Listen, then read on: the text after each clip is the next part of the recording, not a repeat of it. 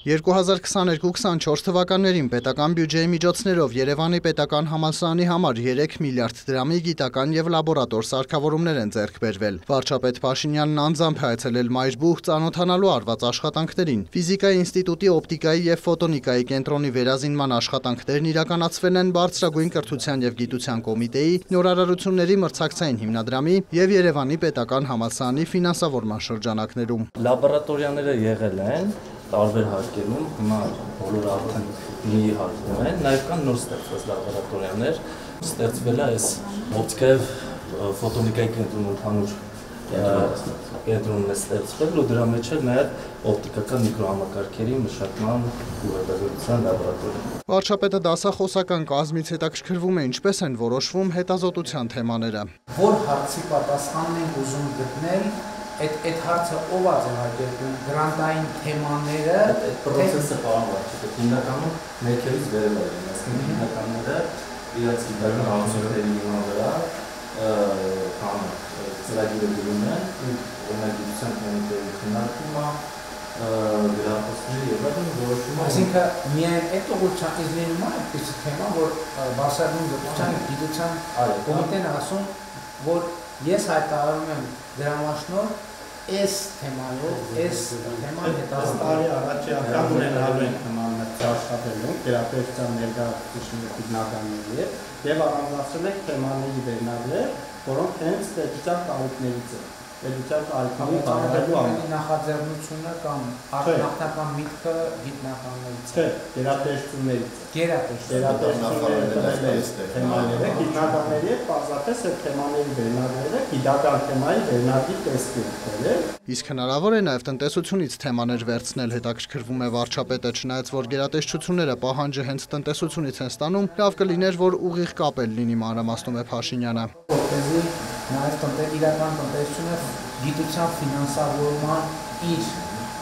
մոտիվացիան գտնի եւ տեսնի, որ ինքը կարող է սկսած ամենապարզ արդյունավետության բարձրացման ուղղությամբ ներդրում անել եւ հավատա, որ Հայաստանում կա գիտական ներուժը, որ իրանք կօգնի այդ հարցի պատասխանը գտնել։ Գործակցությունը տարբեր ընկերությունների հետ կա, վստահեցրել են ներկաները։ Վերջին 3 տարում համալսարանում 25 ուսումնական եւ 18 գիտական լաբորատորիա են կառուցել, հատկապես լավ պայմաններ են ստեղծվել քիմիայի ֆակուլտետում։ Այստեղ նոր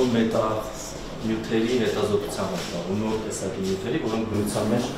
չեն հանդիպում, դրանց տեխնոլոգիական կիրառությունները շատ լայն են, սկսած համակարգչային նոր տրանզիստորներից, վերջացած նոր օպտիկական հատկություններով նյութերի ստեղծման եւ այլն։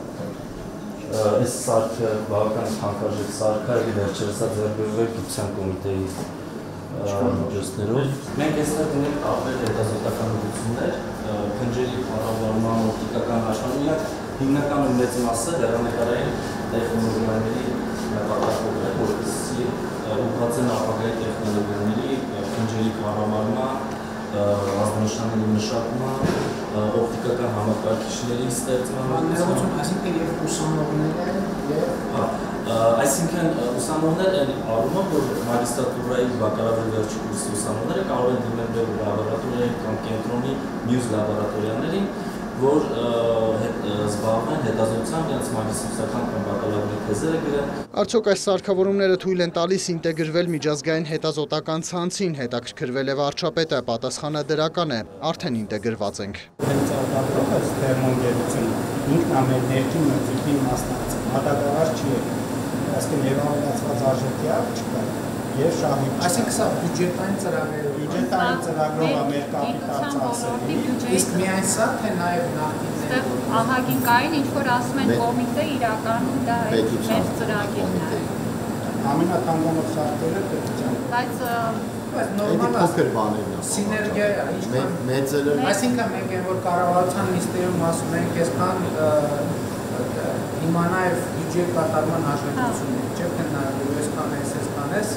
հենց իրանց մասին։ Նիկոլ Փաշինյանը շրջայց է կատարել նաև ԵՊՀ-ի կենսաբանության ֆակուլտետի լաբորատորիաներում։ Այս տարի գրեթե կրկնապատկվել է միջազգային հարթակներում հրապարակվող հոդվածների թիվը, տեղեկացրել են վարչապետին, որը սակայն հնարավոր է եղել այս նոր սարքավորումների առկայության պարագայում։ Համալսարանում վստահեցրել են, այս ֆակուլտետում վերջին տարիներին 50%-ով ավելացել է դիմորդների քանակը։ Մենք ունենք 60 տեղ ներկայիս, որոնցից 40 անվճար, 20-ը վճարով է, 69 դիմորդ ունենք ու սովորաբար թափող տեղեր այսինքն 2 տարի տանկած չունեն ռեկրեացիոն։ Դրա զուգահեռ երկու կրթական ծրագիր, մեկը մագիստրատուրայում, մեկը բակալավրիատը, միջազգային հավատարմագրում հանձ է գերմանական ասին կազմակերպության կողմից։ 1.5 միլիարդի սարքավորումը ֆակուլտետին 1.5 միլիարդ դրամի դրամաշնոր է բերել, ազդեցությունն ուղիղ է, դրամաշնորների թիվն անցնում է 50-ը, նման ակտիվություն վաղուց չի նկատվել, փաստում են համալսարանի ներկայացուցիչները։ Աշխատանքային վիճակի լավագույն օրինակը վերջին 2 տարվա մեջ ՄԿՇ-ի միջազգային գիտական շտեմարաններում տպագրված հոդվածների քանակը 2.5 անգամ ավելացել։ Այսինքն 59-ից դառել է 149։ Web of Science, Scopus եւ այլն։ Որտեղ այս պայթյունությամբ գնահատման համար ամենալավը օբյեկտիվ ցուցանիշ է դրսում բարձր որակի ժուրնալներում ամսագրերում տպագրվել։ Սա արդեն ամբողջությամբ Վարչական կրթության գիտության կոմիտեի կողմից ֆինանսավորված լաբորատորիա է, սարքերը։ Այստեղ կարող եք տեսնել տեղադրված կենսասենսորներ, որոնք ավտոմատ ձևով չափում են այս մորասինկերի աճը ու այդ տարբեր արգելակիչները ինչպես կարող են ճնշել դա,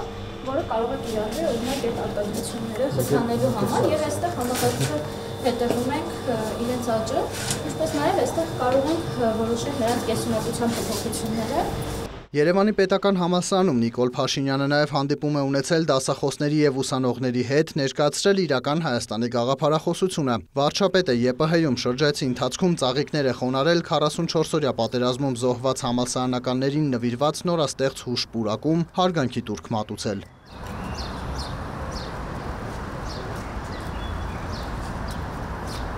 Մուշեղի Սախանյան, լուրեր։